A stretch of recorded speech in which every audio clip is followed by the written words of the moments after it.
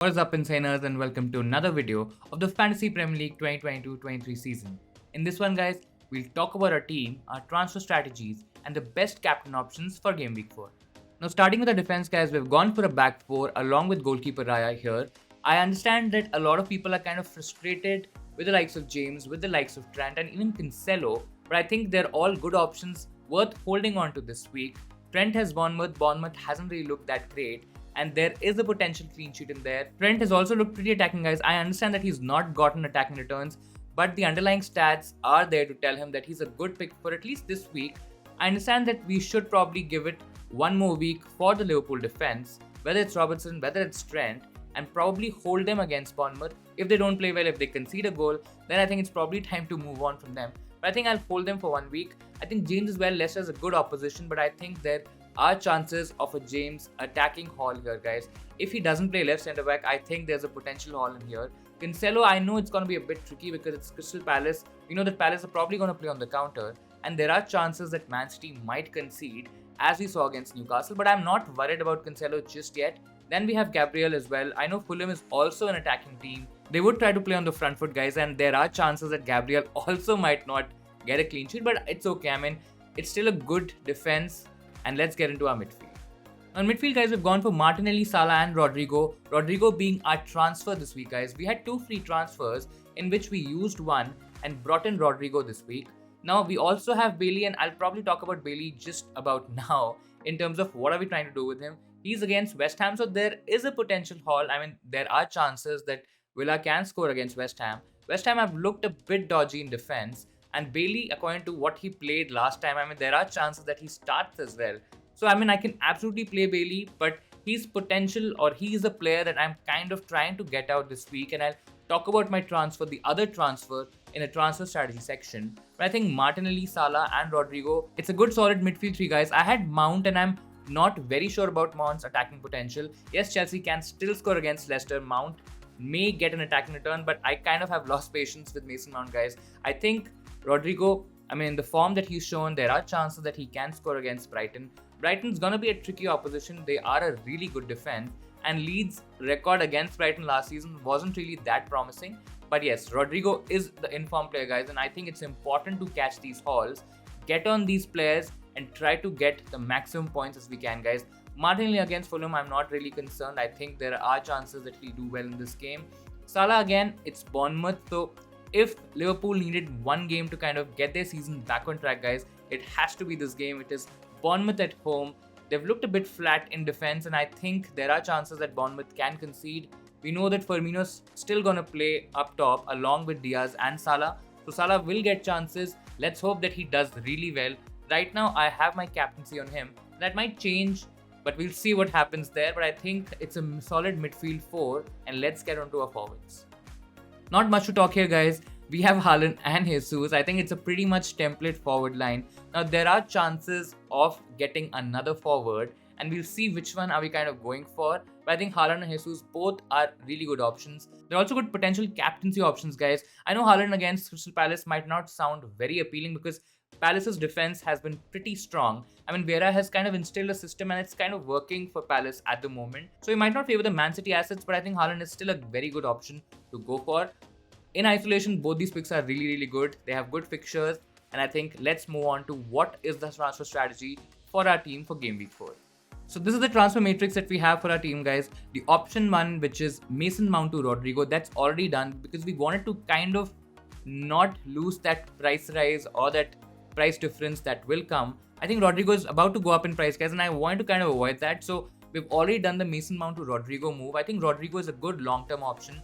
He can be on pens. I mean, yes, Bamford is kind of nearing a return, so we don't know if he's going to be on penalties or not. But I think his positioning in the team, I mean, I just don't see him getting dropped. I know there are a lot of rumors in the FPL community, a lot of conversations in the community that he's probably not a part of the 11 that Jesse Marsh kind of prefers. But I just can't see how a player in that sort of form gets dropped from the team and then sits on the bench. So I think he's a good transfer to go for. I think he should be a priority midfielder as well. If you're trying to target a midfielder this week, I think Rodrigo is right up there. He's possibly the best option to go for. Now, in terms of the other option, So we have Planche from Palace, who's kind of a dud player. He doesn't really do anything for us. I don't think so he's going to start games as well. So there is a possibility that we can take him out. We have a decent amount of money in the bank, guys. I think we have about 3.1 million in the bank right now. And that is probably enough for us to get to an Ivan Toney here. I think there is potential in Ivan Toney because Brentford have looked really good in attack.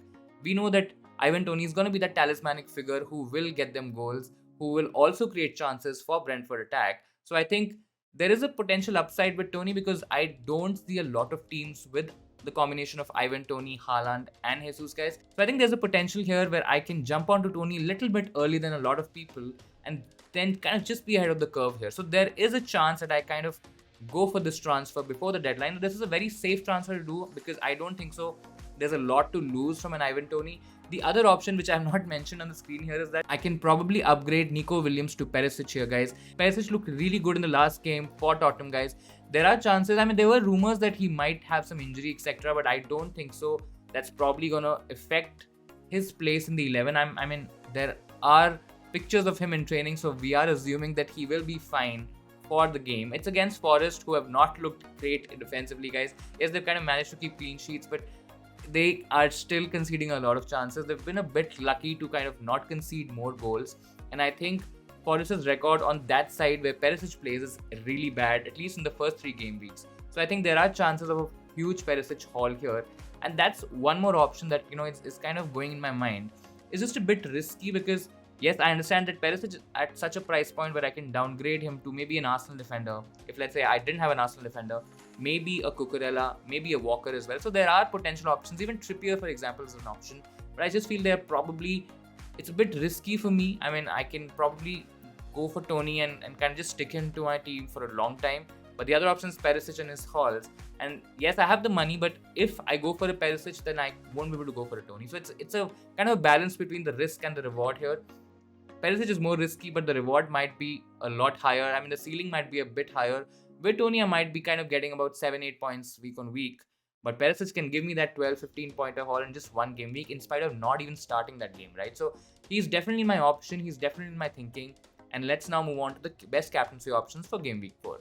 So these are the best captaincy options for game week 4, guys. The standout definitely has to be Mo Salah. I know that Liverpool aren't really playing well so far, but I mean, we don't really expect them to be in that position for the whole of the season, guys. There are chances that Liverpool will score a lot of goals this game week. I mean, as I said earlier in the video, if they need one game to kind of bounce back and get their season back on track, guys, it's this game. It's against Bournemouth. I think traditionally Salah has a great record against promoted teams, and I think there are chances that he will haul big. A lot of people will go Salah, so if you want a safe and absolutely sure shot captaincy option, then I think you can go for Salah. I mean, you can of course debate that he may or may not outscore a Gabriel Jesus, for example, maybe even a Harry Kane against Forest. That's also a very good option to go for. But I think Salah, if you want to go safe, has to be the pick. If you want to go a bit different, but again, just not go against the whole tide, I think Gabriel Jesus is also a decent option to go for. I don't think so he's going to be as popular or even more popular than a Salah this week. And it's against Fulham, so Fulham will kind of try to play on the front foot. They will leave few spaces in the defense, guys, and there are chances of a Gabriel Jesus to take advantage of those. We know that he and Martinelli have been combining well. We know that Jesus can get you assists as well. So there's a lot of points, huge haul potential with a Gabriel Jesus. So if you want to do things a bit differently, if you don't want to go for Salah, let's say if you don't have Salah, which I don't think so might be possible for a lot of people, but let's say if you probably don't have Salah or if you want to do things differently, then go Jesus. Harry Kane is also a great option. So if you're probably already very behind and you're thinking of doing some catch up, which it's too early to kind of think on those lines, but in case if you want to have some fun, if you're trying to target a haul, I think Harry Kane against Forest is also a very good option to go for, guys. He's definitely going to be a huge differential. I still don't see a lot of teams having the likes of Harry Kane in their team. So if you captain him, I think the advantage is going to be a lot higher and he's a great option.